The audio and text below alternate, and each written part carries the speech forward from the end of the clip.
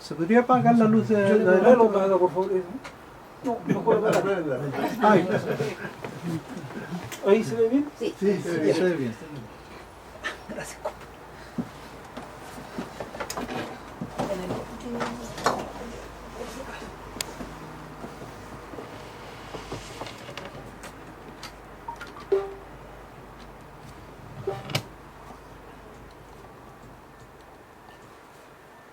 Bueno, entonces les voy a mostrar solo algunos elementos para confirmar algunas conclusiones que sacamos.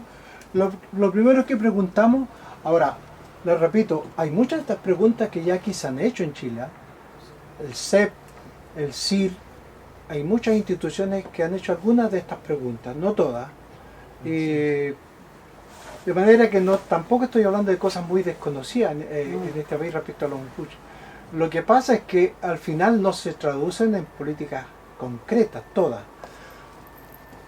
Esto es solamente para mostrarles que se pregunta a las personas que se auto-identifiquen, ¿ya?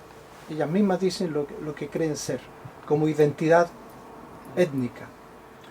Y resulta que hay un 8% de los 1.221 personas que entrevistamos que se considera mapuche.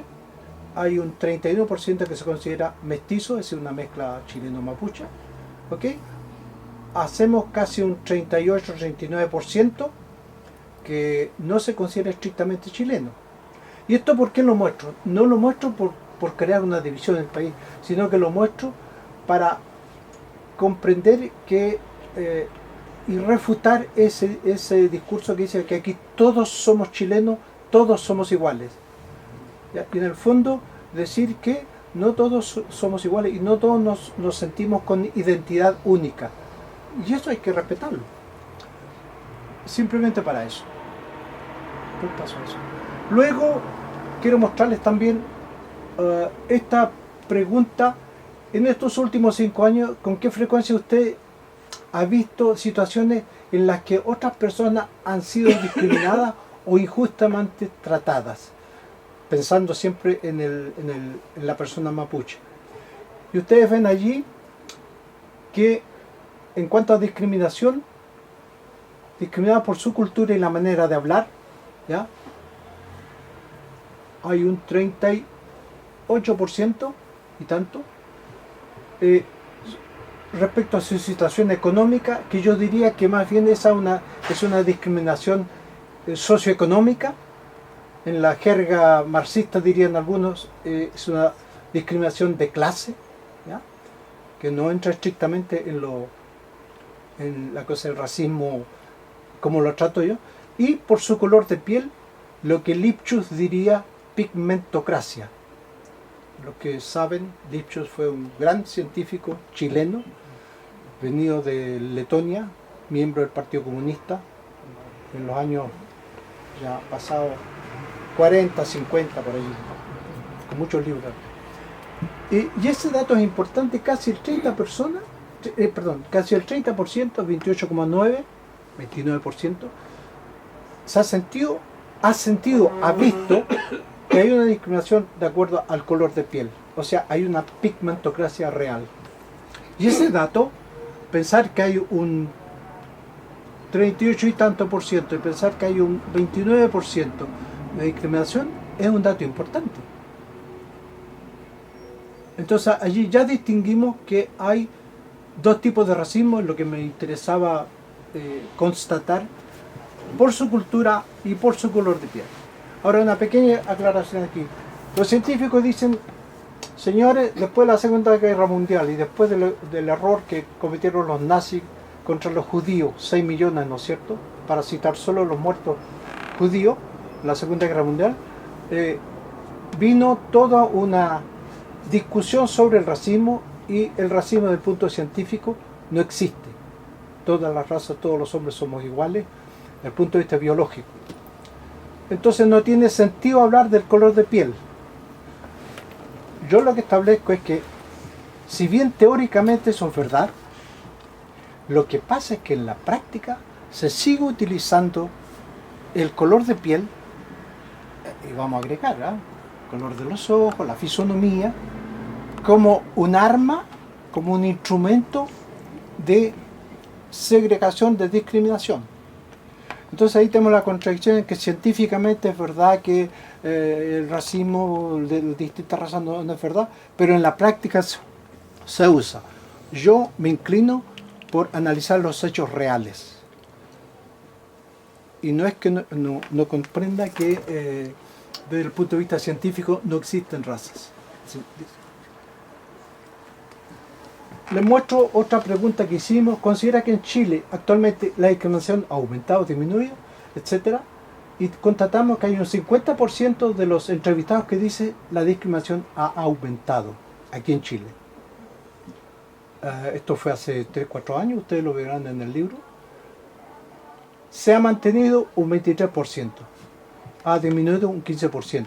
Ahora, ese 57% es importante, es un dato de realidad, la gente lo percibe así.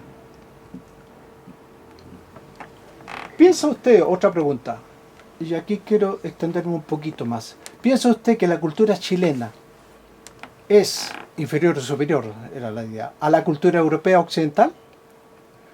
Y obtenemos allí que hay un 61% de los entrevistados, mapuche y no mapuche, que contesta esa pregunta como que la cultura chilena es inferior a la cultura europea. ¿Cuál es el dato aquí? ¿Por qué los chilenos, mapuche y no mapuche, pensamos, me incluyo, ¿ya? Aunque no creo en eso ya, constatamos que eso existe? Porque desde la colonia, desde la construcción del Estado chileno, de la construcción de la nación chilena, hay como un, yo diría, una admiración al mundo europeo, remachado por la oligarquía conservadora chilena desde el tiempo de la colonia, pasando por la república, los distintos gobiernos y fases, hasta hoy. Y yo creo que allí hay mucho de colonialidad del saber, yo lo pongo en el libro, es decir, esa idea de que somos soberanos, nos independizamos, echamos a los españoles, ¿no es cierto? Pero en el fondo, tanto desde el punto de vista económico, porque hubo un imperialismo, y algunos dirán que todavía hay imperialismo hasta la fecha, es decir, una dominación económica sobre este país, pero también hay una dominación intelectual.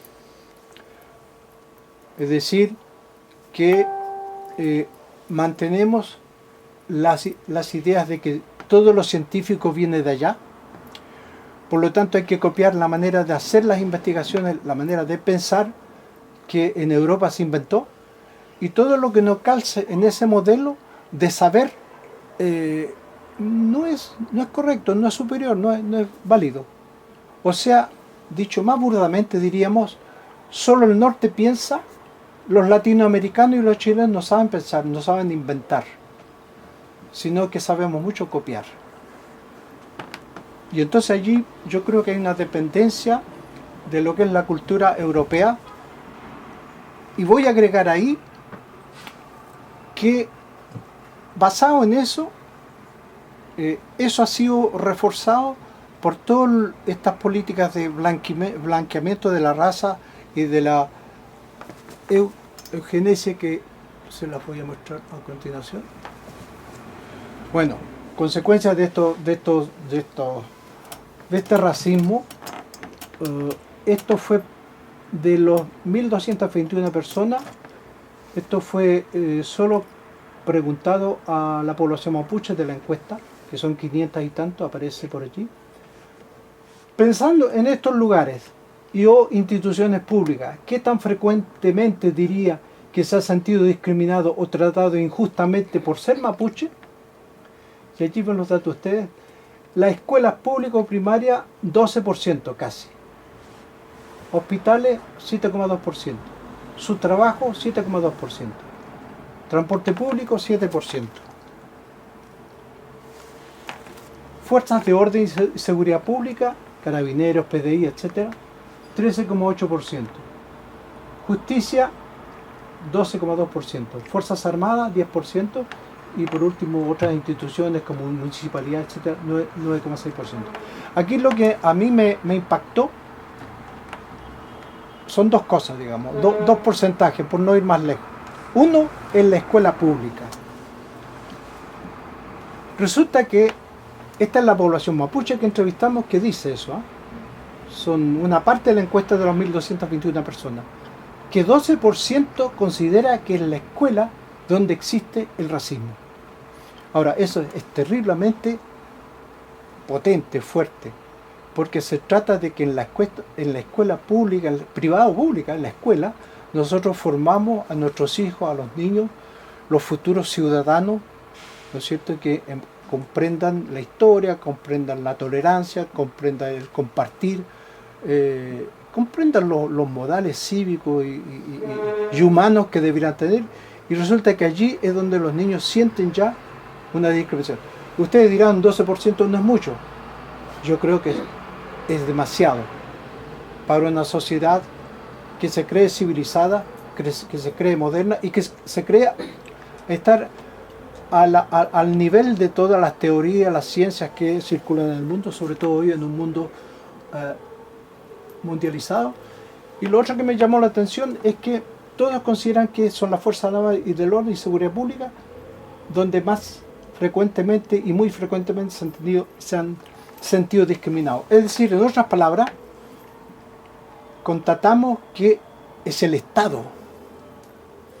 Como antes les mostré, o les voy a mostrar el conflicto entre el mapuche y el Estado, aquí constatamos que las otras instituciones públicas en donde el mapuche se siente más discriminado son las fuerzas del orden, es decir, carabineros, PDI, militares, podríamos decir. Continúo